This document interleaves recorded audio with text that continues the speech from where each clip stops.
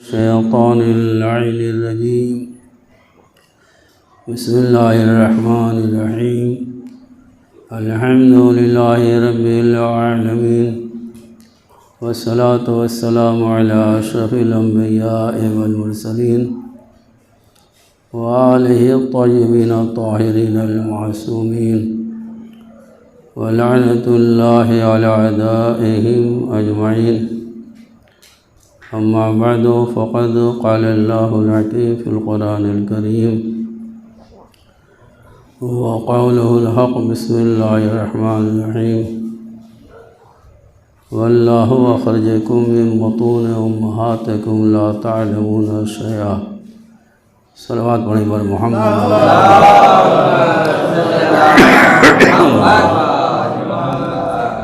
گزارش ہے سورہ سورہ توحید کی تلاوت فرما کر کے مرحوم مغفور علی محمد ابن وقار حسین کی روح کو ایصال ثواب فرمائیں.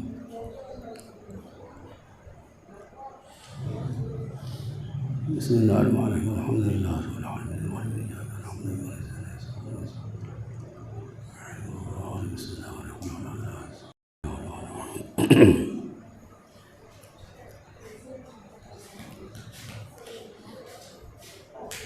صلوات پڑھیے پر محمد و آل محمد. تو گھڑی بھی بند ہے سامنے والی، وقت کا پتہ ہی نہیں ہے، تقریباً 8 بجنے والا ہوگا. اذان کتنے بجے ہوتی ہے؟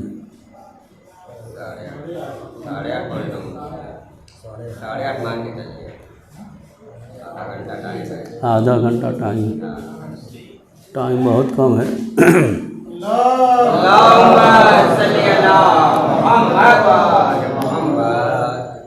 کیونکہ ایک طالب علم، ایک عالم کی ایصال ثواب کی مجلس ہے، اس لیے علم سے متعلق یہ مجلس ہوگی، اور ذرا کچھ الگ عنوان، الگ جو مزاج ہے اس سے بالکل ہٹ کر کے تھوڑا.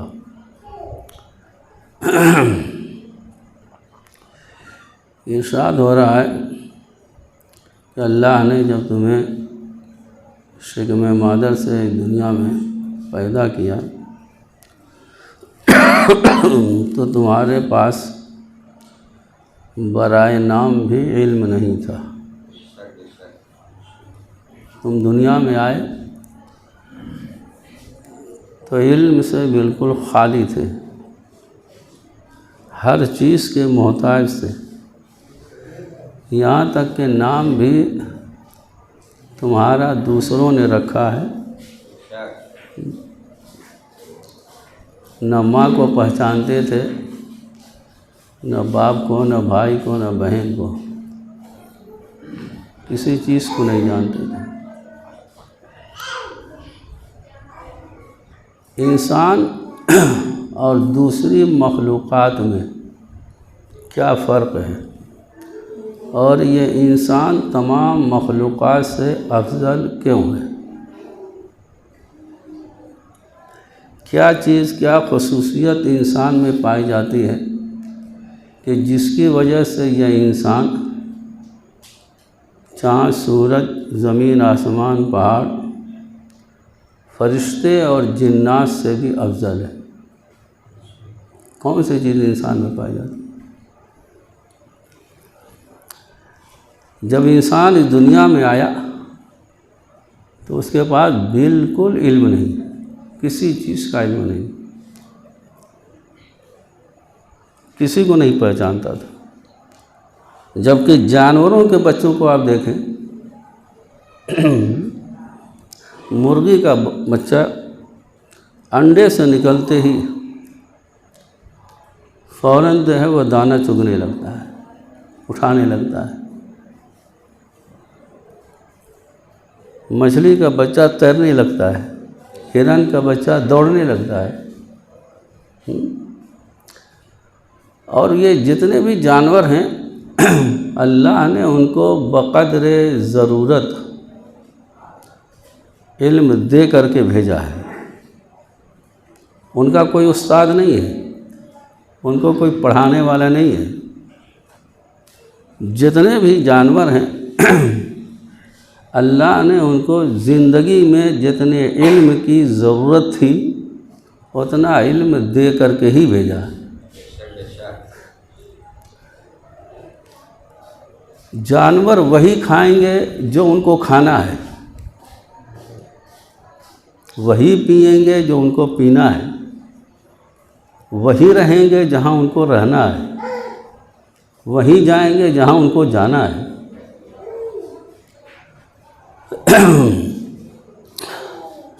آپ ان کو وہ چیز کھلائیں جو وہ نہیں کھاتے، کبھی نہیں کھائیں گے۔ چرنے والے جانوروں کو اگر وہ گوشت کھلائیں تو کبھی نہیں کھائیں گے۔ جو گوشت کھانے والے ہیں اس کو گھاس کھلائیں کبھی نہیں کھائیں۔ چوہا جانتا ہے کہ میرا دشمن شیر ہے یا بلی، یہ جانتا ہے۔ شیر سے وہ نہیں ڈرتا، بلی سے ڈرتا ہے، جانتا ہے میرا دشمن کون ہے۔ تو اللہ نے حیوانوں کو بقدر ضرورت علم دے کر کے بھیجا، لیکن انسان کو اللہ نے بقدر ضرورت بھی علم دے کر کے نہیں بھیجا۔ لا علم اللہ نے پیدا کیا، لیکن اللہ نے اس کے بعد کیا فرمایا کہ ہم نے تم کو علم حاصل کرنے کے تمام ذرائع دیے ہیں۔ ہم نے کان تم کو دیے ہیں، سن کر کے علم حاصل کرو، آنکھیں دی ہیں، قدرت کے مناظر دیکھ کر کے جو علم حاصل کرو، زبان دی ہے، چکھ کر کے علم حاصل کرو، ناک دیا ہے، سونگھ کر کے علم حاصل کرو، ہاتھ دیا ہے، چھو کر کے علم حاصل کرو۔ علم حاصل کرنے کے اللہ نے ذرائع دیے۔ کہا لا علم تو پیدا کیا ہے، مگر علم کے ذرائع ہم نے تمہیں دے کر کے بھیجا ہے۔ اور سب سے بڑی چیز ہے کہ اللہ نے انسان کو عقل دے کر کے بھیجا۔ سب سے بڑی نعمت یہ عقل ہے۔ تو ہم یہ دیکھتے ہیں کہ حیوانوں سے بھی انسان پس نظر آتا ہے۔ طاقت کے اعتبار سے دیکھیں تو انسان طاقت میں جو ہے وہ حیوان سے بہت کمتر ہے۔ حیوان کتنے طاقتور ہیں۔ خوبصورتی کے اعتبار سے دیکھا جائے تو انسانوں سے زیادہ خوبصورت حیوان ہیں۔ سونگھنے کی صلاحیت اگر دیکھی جائے تو انسان سے زیادہ حیوان میں سونگھنے کی صلاحیت ہے۔ دیکھنے کی بھی صلاحیت انسان سے زیادہ ہے۔ چلنے اور دوڑنے کی بھی صلاحیت حیوانوں میں سب سے زیادہ ہے۔ ساری چیزوں میں ہم یہ دیکھتے ہیں تو حیوان انسان سے بہتر ہمیں نظر آ رہا ہے۔ لیکن انسان کو کہا جاتا ہے یہ اشرف المخلوقات ہے نا، اشرف المخلوقات۔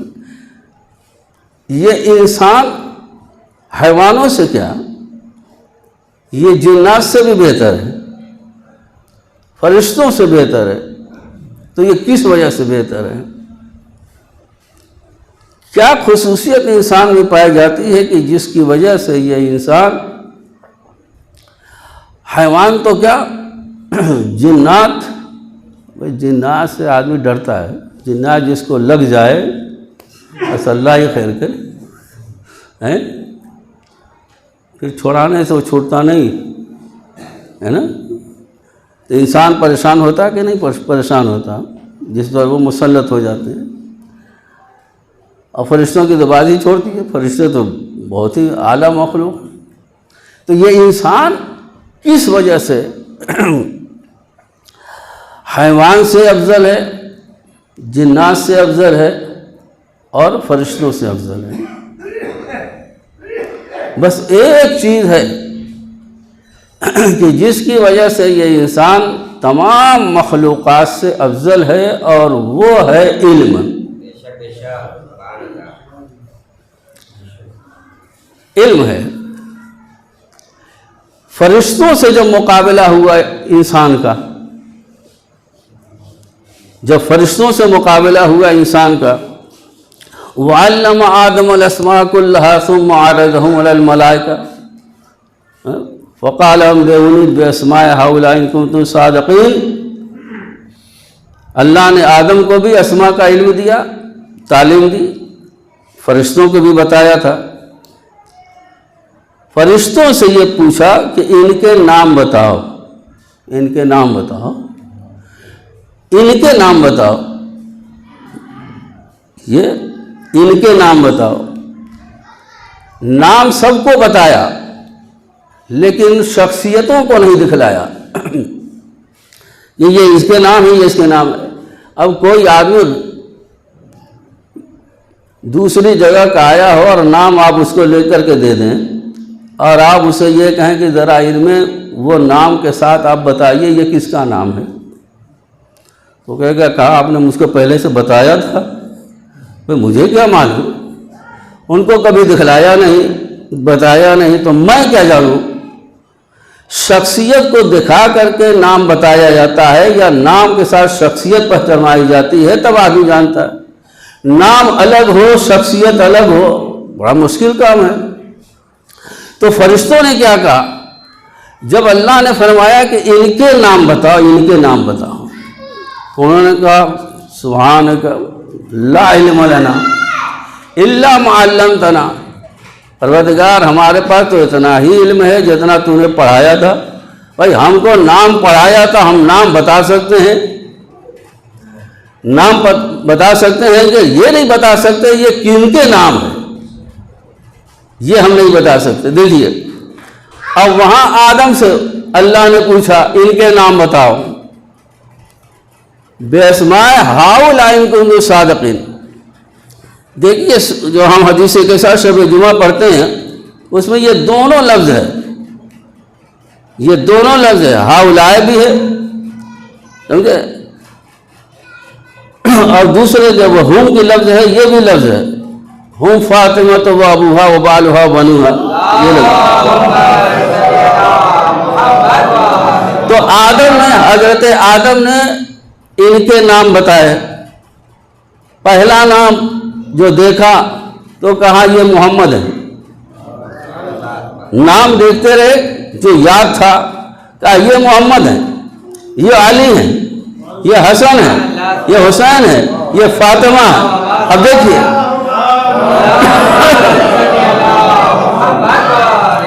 تو اللہ نے فرشتوں سے کیا فرمایا، الم اقل لکم، کہا میں نے تم سے پہلے نہیں کہا تھا انی عالم غیب السماوات والارض، کہ میں جو ہے وہ غیب کا جاننے والا ہوں۔ اب یہ دو کا امتحان ہوا، ایک جناب آدم اور دوسرے فرشتوں کا، دونوں کا امتحان ہوا، پاس کون ہوا؟ دیکھیے بچے جو یاد کرتے ہیں 12 اماموں کے نام یاد ہیں بچے کے، آپ ان کو پہلے امام سے پوچھئے تو 12 کا 12 سنا دے گا، آپ 20 سے پوچھیں گے اٹک جائے گا۔ ممتحن جو امتحان لیتا ہے وہ عقل کا لیتا ہے، تمہارے علم کا امتحان لیتا ہے، یہ نہیں کہ یاد کیا ہے۔ فرشتوں سے زیادہ کسی کو یاد نہیں ہو سکتا، فرشتے تو معصوم ہیں، جو انہوں نے پڑھا ہے وہ تو بھول ہی نہیں سکتے۔ آدم کے یہاں خطا کا امکان ہے، فرشتوں کے یہاں نہیں ہے، لیکن معاملہ یہاں الٹا نظر آ رہا۔ جناب آدم نے نام شخصیتوں کے ساتھ بتائے اور فرشتوں نے کہا ہم کو تو دکھلایا نہیں، بتایا نہیں تھا، تو بتایا تو آدم کو بھی نہیں تھا، لیکن آدم نے اپنے عقل اور اپنے علم سے یہ بتایا کہ یہ نام انہی کے ہو سکتے ہیں، دوسرے کے نہیں ہو سکتے۔ خدا نے جن کا نام رکھا ہے بڑی مناسبت رکھی ہے، ہم نام رکھتے ہیں تو مناسبت نہیں ہوتی۔ کسی کا نام ہم نے عابد رکھا، معلوم ہوا عبادتوں سے کوسوں دور ہے، عالم رکھا معلوم ہوا علم سے کوسوں دور ہے، ساجد رکھا معلوم کبھی سجدہ اس نے کیا ہی نہیں زندگی میں ہے۔ لیکن اللہ چونکہ ہم جو ہے وہ غیب کے جاننے والے نہیں ہیں، ہم مستقبل کے جاننے والے نہیں ہیں. نام تو بڑے اچھے اچھے ہم رکھتے ہیں، لیکن چونکہ مستقبل سے ہم بے خبر ہوتے ہیں، اس لیے نام مستقبل کے مناسبت سے صحیح نہیں ہوتا. لیکن اللہ تو غیب کا جاننے والا ہے، اللہ تو یہ جاننے والا ہے یہ کیا کرنے والا ہے. تو اللہ نے جن کا نام رکھا بڑی مناسبت کے ساتھ رکھا ہے. تو آدم نے یہ دیکھا کہ یہی محمد ہو سکتے ہیں، یہی علی ہو سکتے ہیں، یہی فاطمہ ہو سکتی ہیں، یہی حسن و حسین ہو سکتے ہیں. صلوات بر محمد والے محمد.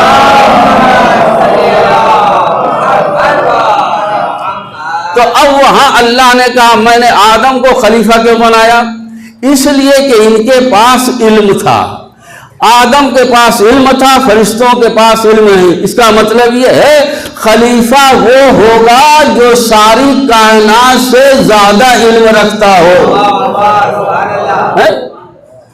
فرشتوں سے زیادہ. اب فرشتے آدم کے مقابلے میں فیل ہو گئے گویا. اب اللہ نے جو ہے وہ جن کا امتحان لیا. انسان فرشتوں سے افضل ہے، کس بنا پر؟ علم کی وجہ. جنات سے افضل ہے، جن سے افضل ہے.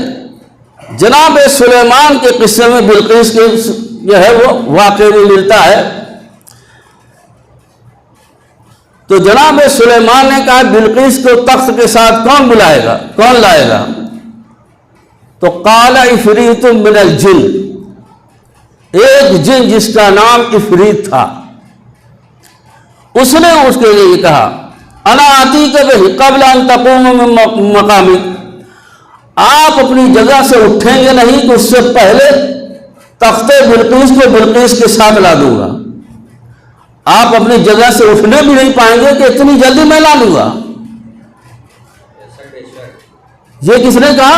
جنات نے کہا، جن نے کہا، عفریت نے کہا. اب اگر وہ لا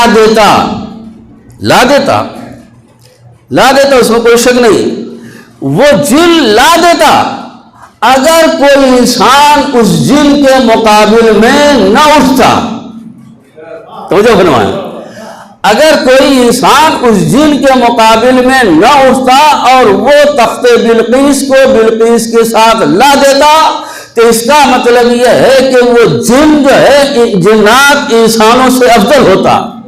اس لیے جناب بلقیس، اس لیے جناب برخیا کھڑے ہوئے اور انہوں نے یہ کہا قال الذی عنده علم من الکتاب، جس کے پاس تھوڑا علم تھا، کتاب کا تھوڑا علم تھا، اس نے کہا انا آتیک بہ قبل ان یرتد طرفک، قبل یہ ہے کہ آپ پلک جھپکنے سے پہلے میں بلقیس کو ان کے تخت کے ساتھ لا دوں گا. وہ جن کیا کہہ رہا تھا؟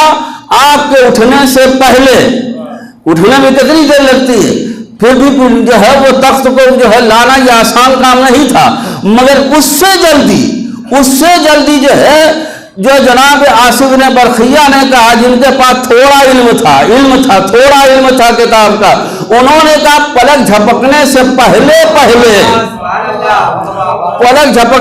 پہلے جو ہے میں تخت بلقیس کو بلقیس کے ساتھ لا کر کے کھڑا کر دوں گا، اور لا کر کھڑا کر دیا.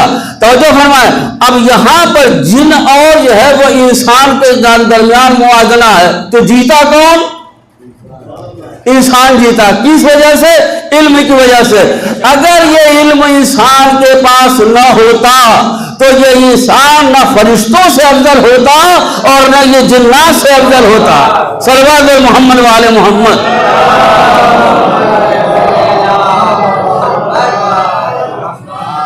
تو یہ علم کی وجہ سے. اب جس انسان کے اندر علم نہ ہو، جو انسان جیسے آیا تھا دنیا میں ویسے ہی رہ گیا. کچھ لوگ کہتے ہیں ماں باپ نے پڑھایا ہی نہیں ہے. بھائی آپ نے پڑھائی نہیں، ماں باپ نے نہیں پڑھایا تو؟ ارے جب ماں باپ نے نہیں پڑھایا تو آپ پڑھ لیتے بڑے ہو کر کے؟ پڑھنے کی تو کوئی عمر ہی نہیں ہے. اگر اس انسان کے پاس علم نہ ہو تو انسان یہ حیوان جیسا ہے، حیوان سے بدتر ہے، حیوان سے بدتر ہے. بستر ہے یہ. صرف اپنا پیٹ پالے, کھائے پیے, بچے پیدا کرے, کیا یہی انسان کا کام ہے؟ جانور یہ کام نہیں کرتے ہیں؟ جانور بھی اپنا پیٹ پالتے ہیں, وہ بھی کھاتے پیتے ہیں, بچے پیدا کرتے ہیں. اگر انسان ویسے ہی رہے جیسے جانور ہیں, بس کھاؤ پیو مست رہو, بچے پیدا کرتے رہو,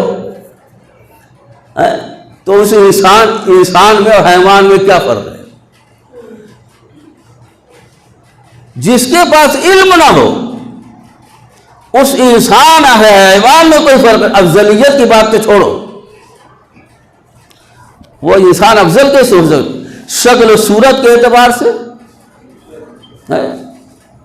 اللہ نے علم کی وجہ سے انسان کو افضل قرار دیا. اس کا مطلب یہ ہے کہ جس انسان میں علم نہ ہو وہ انسان افضل نہیں ہے, وہ انسان. اور علم سے زیادہ کوئی قیمتی شے ہو ہی نہیں سکتی, علم سے زیادہ کوئی قیمتی شے نہیں, اور علم سے بہتر کوئی شے نہیں, جہالت سے بدتر کوئی شے نہیں ہے. علم میں دولت بھی ہے, علم میں شہرت بھی ہے, علم میں حکومت بھی ہے, علم میں ساری چیزیں. جن کے پاس آج دنیا میں علم ہے, سب سے زیادہ علم جس کے پاس ہے, سب سے زیادہ علم کس کے پاس ہے آج دنیا میں؟ مسلمان کے پاس نہیں, سب سے کم علم مسلمان کے پاس ہے, سب سے کم. سب سے زیادہ علم یہودیوں کے پاس ہے. ایک یہودی جاہل نہیں ملے گا, ایک بھی یہودی جاہل کیا, کم پڑھا لکھا بھی نہیں ملے گا. اعلیٰ سے اعلیٰ تعلیم ان کی ہے. اس کے بعد عیسائیوں کا نمبر, اعلیٰ سے اعلیٰ تعلیم ان کی ہوتی ہے. ایک بھی جاہل نہیں ملے گا, کم پڑھا لکھا بھی نہیں ملے گا. اور مسلمانوں میں ذرا پرسنٹیج یہی دیکھ لیجئے کتنے ہیں, پڑھے لکھے کتنے ہیں. وہ معمولی تعلیم حاصل نہیں کرتے, وہ معمولی تعلیم کی بھی جو ہے وہ جو 10 پاس کر لیا, 12 پاس کیا, کچھ نہیں تو معمولی نوکری تو مل ہی جائے گی. نہیں, اتنے پر وہ اکتفا ہی نہیں کر, یہ تو کچھ ہے ہی نہیں ان کے یہاں. اعلیٰ تعلیم, اعلیٰ, تاکہ وہ سب سے اوپر رہیں اور دنیا ان کی محتاج رہے, ایسی تعلیم حاصل کو. علم میں اتنا آگے بڑھو کہ تم سے زیادہ کوئی علم نہ رکھتا ہو. یاد رکھیے آج دنیا میں مذہب نہیں دیکھا جاتا ہے, تو کہا جاتا ہے کہ مذہب دیکھتے ہیں, مسلمانوں کے ساتھ انصاف نہیں ہو رہا ہے, ظلم ہو رہا ہے. یہ کہنے کی بات ہے. ڈاکٹر, اگر کوئی ڈاکٹر اچھا ڈاکٹر ہے تو مریض یہ نہیں دیکھے گا کہ یہ مسلمان ہے, بریلی ہے, دیوبندی ہے, شیعہ ہے کہ سنی ہے. دیکھے گا وہ کوئی بھی ہو, مریض کبھی نہیں دیکھے گا, بیمار کبھی نہیں دیکھا. وہ اچھا ڈاکٹر ڈھونڈتا ہے, وہ اچھا ڈاکٹر ڈھونڈتا ہے. لیکن اچھا بنے تو پہلے, سوال یہ ہے کہ اچھا بنے تو پہلے. سب سے زیادہ اونچی تعلیم ہو تو کوئی مذہب نہیں دیکھتا, مذہب نہیں دیکھے گا. ارے ان کا یہ مذہب ہے, ہم کیسے ان کے پاس جائیں. نہیں, کوئی مذہب نہیں دیکھتا. جب اعلیٰ تعلیم ہوگی تو انسان کوئی کچھ بھی نہیں مذہب دیکھتا. اعلیٰ تعلیم جہاں بھی ہوگی انسان مجبور ہے کہ اس کے پاس جائے. بہترین انجینئر اگر ہے, اس جیسا کوئی انجینئر نہیں ہے, تو ہر ایک مکان بنوانے کے لیے اس انجینئر کے پاس جائے گا. وہ یہ نہیں دیکھے گا کہ یہ ہندو ہے کہ مسلم ہے, شیعہ ہے کہ سنی ہے, دیوبندی ہے کہ وہابی ہے, کہ اس لیے کہ وہ اعلیٰ تعلیم اس نے حاصل کیا ہے. مقدمہ لڑنے کے لیے اگر بہترین وکیل ہے بہترین وکیل ہے تو کوئی یہ نہیں دیکھے گا کہ یہ ہندو ہے کہ مسلم ہے کہ شیعہ ہے کہ سنی ہے، اس کو بہترین وکیل چاہیے، بہترین وکیل چاہیے۔ آج بھی اس دنیا میں ہم یہی دیکھتے ہیں، لوگ کہتے ہیں مذہب دیکھتے ہیں، نہیں، مذہب نہیں دیکھتے، مذہب نہیں دیکھتے، اعلیٰ تعلیم دیکھتے ہیں، اعلیٰ ڈگری دیکھتے ہیں کہ کہاں سے ہمارا فائدہ ہوگا۔ تو انہوں نے، یہودیوں نے یہی کام کیا کہ ہر شعبے میں اعلیٰ تعلیم حاصل کر کے دنیا کو اپنا محتاج بنا لیا ہے، دنیا ان کی محتاج ہے، علم کے سلسلے میں دنیا ان کی محتاج ہے۔ ایجوکیشن جتنا ان کے پاس ہے دنیا میں کسی کے پاس نہیں ہے۔ اسرائیل کیا ہے؟ چھوٹا سا ایک ملک ہے، چھوٹا سا ایک ملک ہے، مگر یہ عربوں پر بھی حکومت کر رہا ہے، بڑے بڑے جو ہے وہ سلطنتوں حکومتوں پر جو یہ حکومت کر رہا ہے، چھوٹا ہو کر کے کیوں کر رہا ہے؟ اس لیے کہ اس کے پاس جو ہے وہ علم ہے، ٹیکنالوجی ہے، ایجوکیشن ہے، اس کے پاس ہے، جو اس کے پاس ہے دنیا میں کسی کے پاس جب نہیں ہے تو دنیا اس کی محتاج ہے۔ اے مسلمانوں، تم رسول اللہ کے ماننے والے ہو جو مدینۃ العلم ہے، علی کے ماننے والے ہو جو باب العلم ہے، تو مسلمان کے پاس تو ایسے رہبر موجود ہیں جو مدینۃ العلم ہے، شیعوں کے پاس ایسے رہبر ہیں کہ جنہوں نے سلوری کا دعویٰ کیا۔ تو ان کے پاس تو اتنا علم ہونا چاہیے کہ دنیا کی کسی قوم کے پاس اتنا علم نہیں ہونا چاہیے۔ جب ہمارے پاس علم ہوگا تو دنیا کی ساری قومیں ہماری محتاج ہوں گی۔ صلوات پڑھیے پر محمد وعلى محمد۔ لیکن آج ہمارا عالم یہ ہے کہ ہمارے نوجوان بچے جن کے پڑھنے کی عمر کہی جاتی ہے، یہ ماشاءاللہ آج کل تو موبائل جو ہے اتنا مصروف ہو گئے موبائل میں کہ ادھر ادھر دیکھنے کی بھی ان کو فرصت نہیں ہے، پڑھنے کی تو بات ہی چھوڑ دی ہے۔ اور آن لائن یہ چلا جب سے، تو پھر تو اب آن لائن اور آف لائن کا نقصان آپ جانتے ہی ہیں۔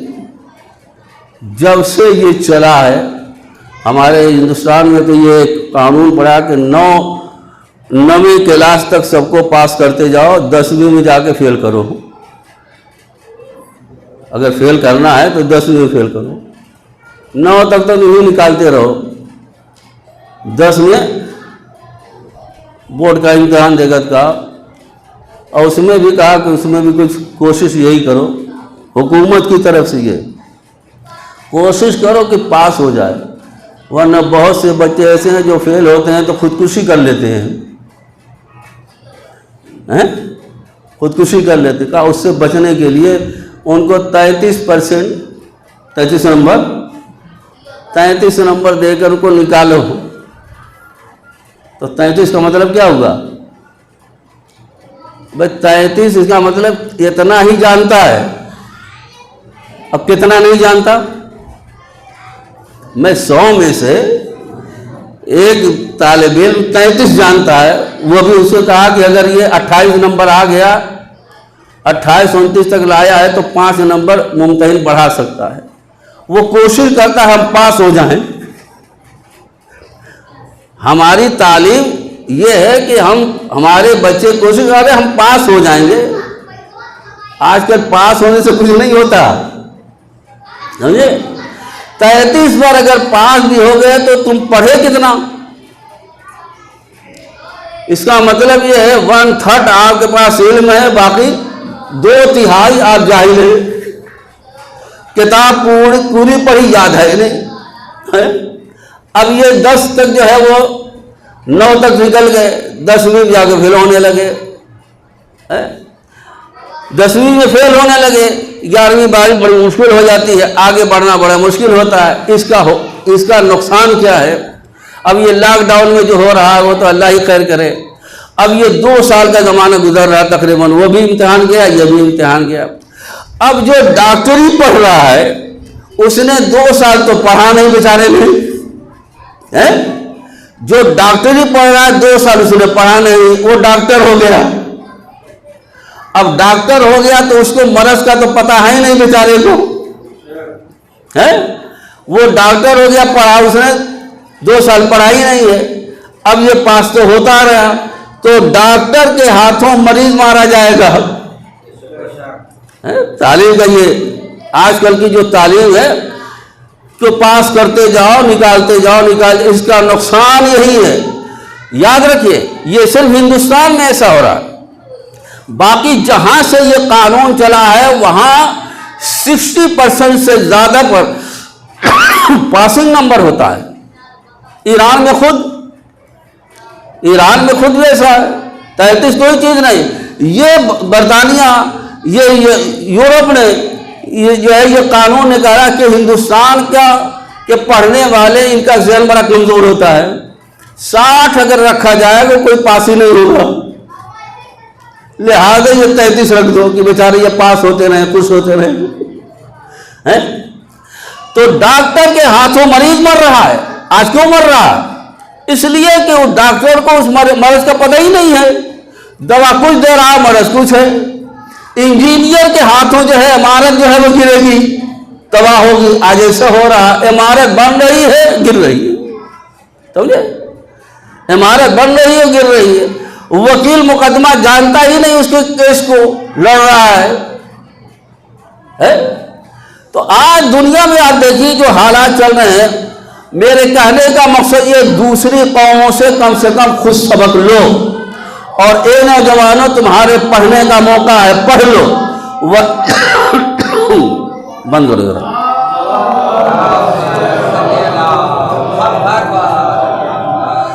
پڑھ لو، بعد میں اتنا پچھتاؤ گے کہ تمہاری آل اولاد تم کو بد دعا دے گی. تمہارے پاس جب علم نہیں ہوگا تو پیسہ نہیں ہوگا. جب پیسہ نہیں ہوگا تو اپنی اولاد کو کیا پڑھاؤ گے؟ نہیں پڑھا پاؤ گے. جب نہیں پڑھا پاؤ گے تو تم سے بدتر جو تمہاری اولاد ہوگی نا. معمولی تعلیم پر بھی اکتفا مت کرو. تعلیم جو شعبہ جس شعبے میں بھی جا رہے ہو اس شعبے کا آخری حد جہاں ہو وہاں پہنچو. دنیا تم کو نوکری دے گی، جاب لوگ ڈھونڈتے ہیں. میں یہ کہتا ہوں جاب مت ڈھونڈو، پڑھ لو اتنا خود جاب ملے گا. لوگ تو ڈھونڈ رہے ہیں ایسے لوگوں کو، لیکن ہونا بھی تو چاہیے ہمارے اندر کچھ صلاحیت. اللہ کا یہ کرم ہے کہ اللہ نے ہم کو ایسے راہبر دیے ہیں دنیا میں. اور دوسروں کے پاس جو راہبر ہیں ان کے پاس علم نہیں، لیکن جو ابو جہل کی اولاد تھی ان کے پاس تو علم آ گیا.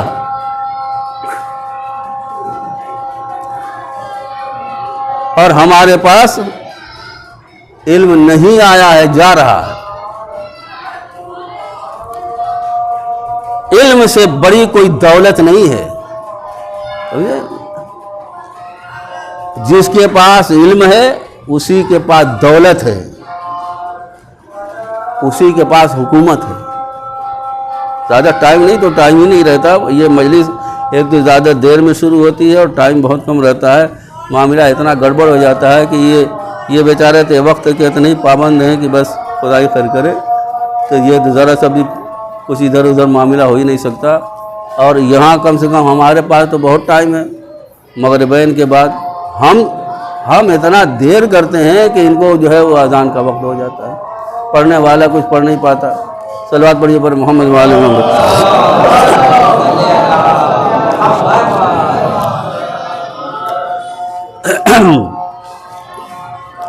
تو جس کے ایصال ثواب کی مجلس تھی، اصل میں عرض یہ کرنا تھا کہ وہ ایک طالب علم اور عالم،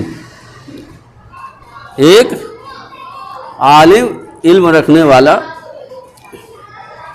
وہ دوسروں پر فضیلت رکھتا ہے، سب پر فضیلت رکھتا ہے. کس وجہ سے؟ علم کی وجہ سے، ہے نا، علم کی وجہ سے. اور وہ بھی ایسا کہ جس نے ہر شعبے میں تقریباً کمال حاصل کیا تھا، تدریس میں، پڑھانے میں، خطابت میں، قراءت میں، اخلاق میں، ساری چیزوں میں۔ ایسا عالم یا طالب علم ملنا بڑا مشکل ہے۔ آج جو اس احصال ثواب کی مجلس ہے، 1 سال سے زیادہ کا زمانہ گزر گیا ہے، مگر وہ حادثہ آج تک بھولا نہیں گیا ہے، اور یہ کوپا گنج کا سب سے بڑا وہ حادثہ افسانہ تھا۔ اور ایسا لائق بیٹا جس کا ہو، وہ ماں کیسے بھول سکتی ہے، وہ باپ کیسے بھول سکتا ہے؟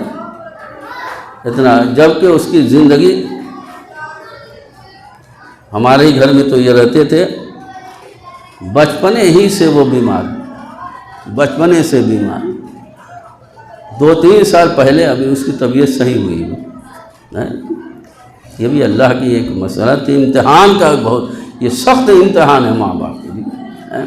2-3 سال پہلے طبیعت صحیح ہوئی، اور اس کے بعد اب کچھ جو ہے وہ کمانے کا سلسلہ شروع ہوا تھا، جب یہ اچانک حادثہ، موت تو بہرحال برحق ہے، موت تو آنی ہی آنی ہے، لیکن ایسا حادثہ جو بھولا نہیں جا رہا۔ اگر ہمارے ساتھ واقع کربلا نہ ہوتا، ہمارے پاس یہ واقع کربلا نہ ہوتا، تو اس غم کو بھلایا نہیں جا سکتا تھا۔ علی اکبر اتنے خوبصورت تھے، 2 کی خوبصورتی روایتوں میں ملتی ہے، ایک جناب علی اکبر اور دوسرے عباس۔ عباس کو تو قمر بنی ہاشم کہا جاتا، قمر کے معنی چاند۔ جب ہمارے یہاں بہت خوبصورت کوئی بچہ ہوتا ہے تو اس کو چاند کہتے ہیں، اور ماں تو اپنے ہر بچے کو چاند سمجھتی ہے۔ اب سوچیں، جب تمام بنی ہاشم، جو بنی ہاشم خود خوبصورت تھے، تمام خوبصورت مل کر کے کسی کو چاند کہیں تو وہ کیسا ہوگا؟ علی اکبر کی بھی یہی خوبصورتی تھی۔ جب بازار کوفہ میں کٹا ہوا یہ سر پہنچا ہے، تو کسی بیوی نے دیکھ کر کے کہا، کاش جب یہ جوان مارا گیا ہو تو اس کی ماں زندہ نہ ہو۔ لیلا نے سن لیا، کہا کیا کروں، میں ماں ہوں،